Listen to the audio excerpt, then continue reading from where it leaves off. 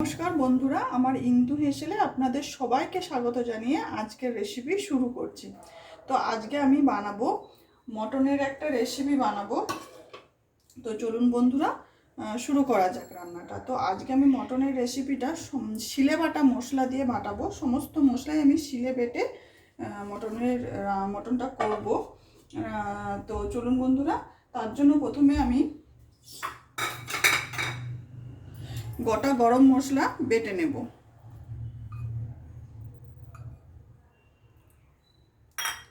গোটা গরম মশলা বেটে নেব, তার জন্য দেখুন এলাচ, লবঙ্গ আর দারচিনি নিয়েছি। তো এটা আমি বেটে নেব। দেখুন বন্ধুরা, আমি গোটা গরম মশলাটা বেটে নিয়েছি। এখন আমি আদাটা বেটে নেব। আর গোটা গরম মশলাটা বাটার পরে কিন্তু ঢাকা দিয়ে রাখতে হবে, নাহলে গন্ধটা কিন্তু উড়ে যাবে। তো এখন আমি আদাটাকে বেটে নেব।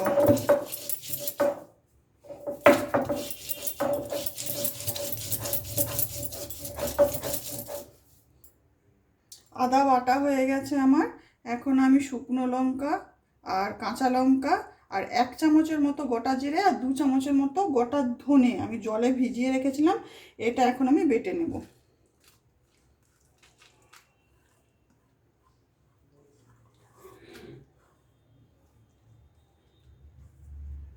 এটা আমি ভালোভাবে বেটে নেব। বাটা মশলায় যদি মাংস রান্না করা হয়, সেই মাংসের টেস্ট কিন্তু অনেকাংশেই বেড়ে যায়।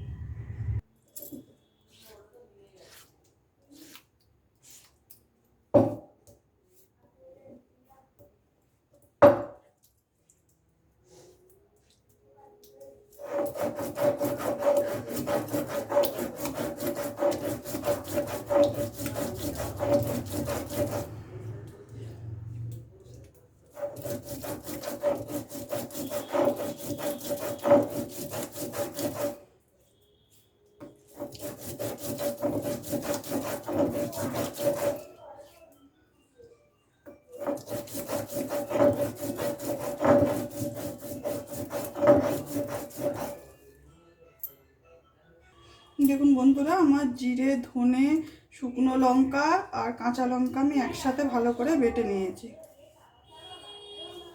এখন আমি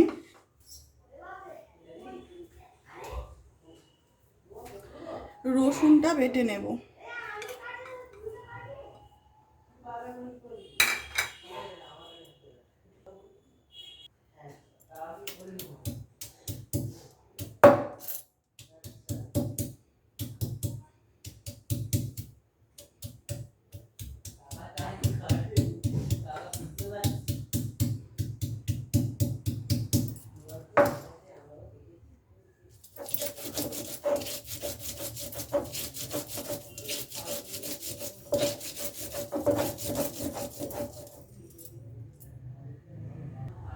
আমার রসুনটা বাটা হয়ে গেছে। এখন আমি পেঁয়াজ বেটে নেব। এই পেঁয়াজটা আমি রেখে দেব। আর এই পেঁয়াজ কুচিটা আমি আলাদা করে রেখে দেবো। আর এই পেঁয়াজ কুচিটা আমি এখন বেটে নেব।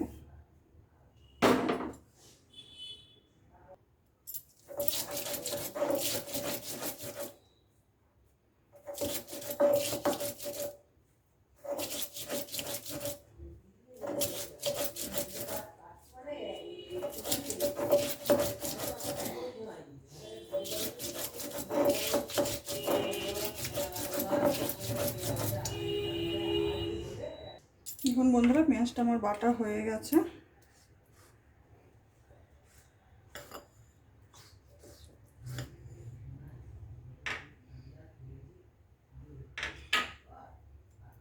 এবারে রান্নাটা শুরু করব।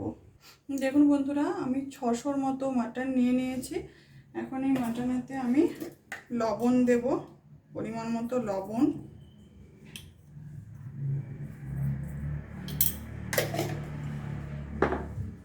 দেব হলুদের গুঁড়ো,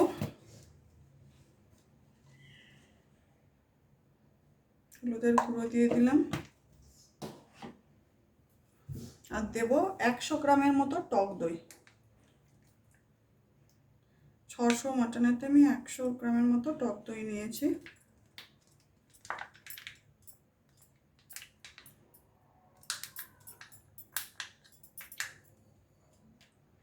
আর নেব পেঁয়াজ বাটা,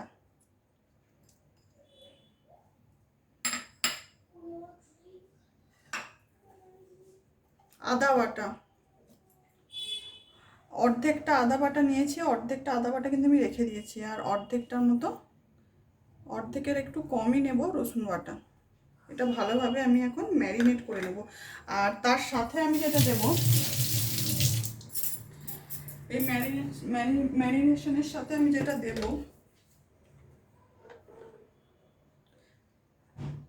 সরষের তেল,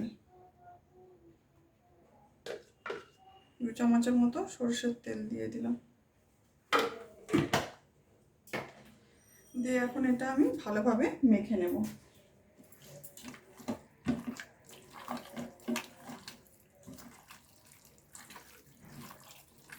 ভালোভাবে মেখে নিতে হবে। দেখুন বন্ধুরা, আমি 7 চামচের মতো তেল নিয়ে নিয়েছি। তো এখন আমি তেলের মধ্যে দেব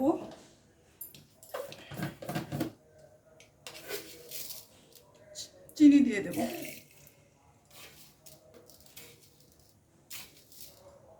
চিনি দিয়ে দিলাম। চিনিটা ক্যারামেল হবে, একটা সুন্দর কালার আসবে। দেখুন বন্ধুরা, চিনিটা আমার ক্যারামেল হয়ে গেছে, একটা সুন্দর কালার চলে এসেছে।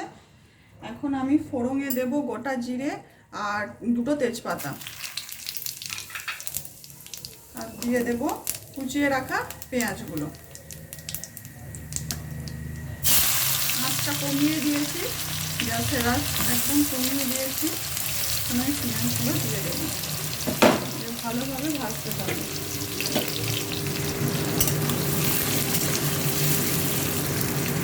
এখন আমি লবণ দিয়ে দেবো, যাতে পেঁয়াজটা খুব তাড়াতাড়ি ভাজা হয়ে যায় আর নরম হয়ে যায়। লবণ দিয়ে দিলাম, পেঁয়াজটাকে ভাজতে। দেখুন বন্ধুরা, পেঁয়াজটা আমার ভাজা হয়ে গেছে। এখন আমি বাকি যে রসুন বাটাটা ছিল সেটা এখন আমি দিয়ে দেবো।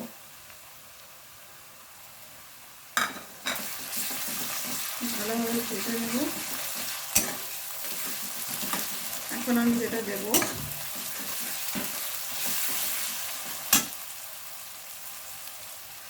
জিরে, ধনে, শুকনো লঙ্কা আর কাঁচা লঙ্কা যে একসাথে বেটে নিয়েছিলাম সেটা দিয়ে দেবো। এই বাটাটা এখন আমি পরিমাণ মতো দিয়ে দেবো। পুরোটা লাগবে না, যতটা লাগবে ততটাই দিলাম। আর দিয়ে দেব আদা বাটা,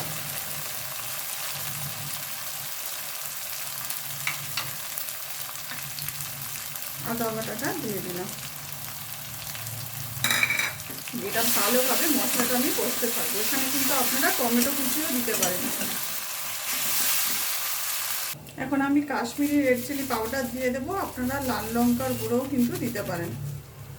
তেলের মধ্যে কাশ্মীরি রেড চিলি পাউডার বা লাল লঙ্কার গুঁড়ো আর হলুদ গুঁড়ো দিলে কিন্তু কালার খুব ভালো আসে।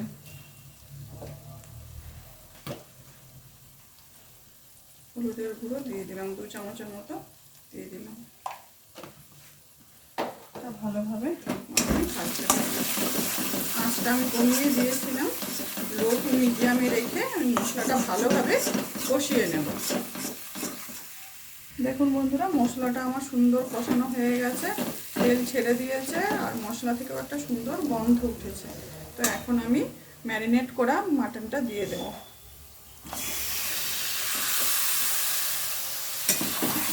মাংসটা দেওয়ার সময় কিন্তু আঁচটা বাড়িয়ে রাখতে হবে, মাংস দিয়ে দেওয়ার পর আঁচটা কমিয়ে দিতে হবে।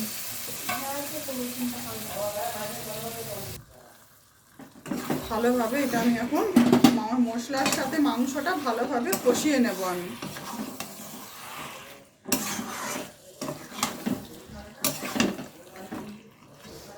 মাংসের কষানোর কাছে মাংসের টেস্ট যত সুন্দর কষানো হবে, মাংস কিন্তু তত খেতে ভালো হবে, ততটাই খেতে ভালো হবে।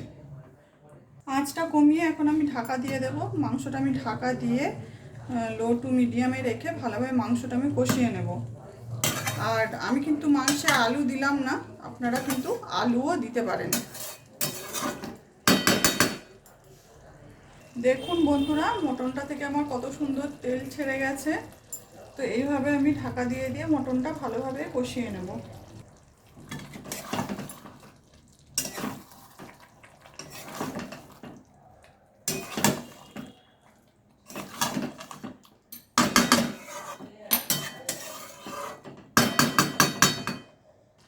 দেখুন বন্ধুরা, মাংসটা আমি 20-25 মিনিট ধরে ভালোভাবে কষিয়ে নিয়েছি। কত সুন্দর তেল ছেড়ে দিয়েছে মাংস থেকে। এখন আমি গ্যাসের ফ্লেমটা হাই করে দেব, দিয়ে আরেকটু ভালোভাবে কষিয়ে নেব, জলটা একদম শুকিয়ে নেব। আর কিন্তু আমি ঢাকা দেব না। দেখুন বন্ধুরা, মাংসটা আমার প্রায় কষানো হয়েই গেছে। আর মাংসটা কিন্তু কষাতে কষাতে দারুণ গন্ধ উঠেছে। গোটা ঘরে মাংস কষার সুন্দর গন্ধ বেরিয়েছে। আর কত সুন্দর তেল ছেড়ে দিয়েছে মাংসের গা থেকে।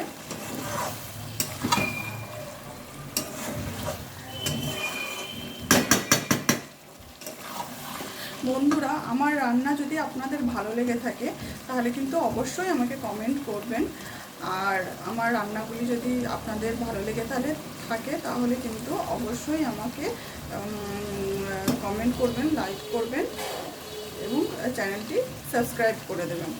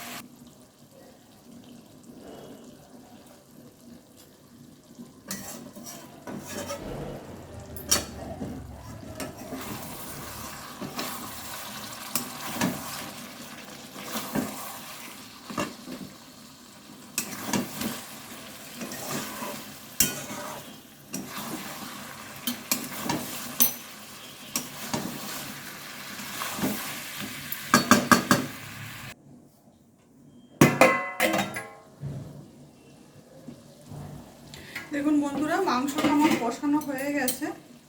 এখন আমি মাংসটা গ্যাস থেকে নামিয়ে নেব আর গ্যাসে প্রেসার কুকার বসিয়ে দেব।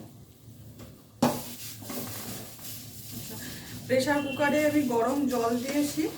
এখন এই প্রেসার কুকারের মধ্যে কষা মাংসটা আমি দিয়ে দেবো। আপনারা কিন্তু কড়াইতেও মাংসটা কষিয়ে করতে পারেন। আমি প্রেসার কুকারে করবো মাংসটা। এখন আপনারা আলু ভেজে রেখে এই মুহূর্তে আপনারা আলুটা দিয়ে দিতে পারেন, ভাজা আলু, বা আলু না ভাজতেও পারেন, কাঁচা আলুও কিন্তু এখন দিয়ে দিতে পারেন। আমি আর আলু দিলাম না।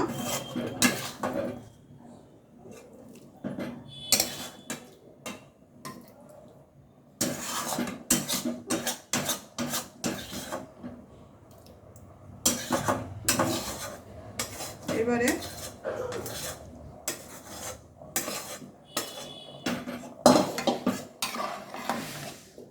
ভালোভাবে আমি কষিয়ে নেব। দেখুন বন্ধুরা, ঝোলটা আমার ফুটে গেছে। এখন আঁচটা আমি মিডিয়ামে করে ঢাকা দিয়ে দেব। আর 5 থেকে 6টার মতো সিটি পড়লেই আমি গ্যাসটা অফ করে দেব। দেখুন বন্ধুরা, মাটনটা আমার হয়ে গেছে। তো মাটনের ঝোলটা আপনারা আপনাদের প্রয়োজন মতো রাখতে পারেন, গ্রেভিও রাখতে পারেন বা একটু ঝোলও করতে পারেন। তো আমি কারি টাইপের করলাম, একটু অল্প ঝোলও রেখেছি। তো যেহেতু ভাতে মেখে খাওয়া হবে, তো এখন আমি যে লাস্টে যে গোটা গরম মশলাটা শিলে বেটে রেখেছিলাম সেটা এখন আমি দিয়ে দেব। মাটনটা আমার হয়ে গেছে।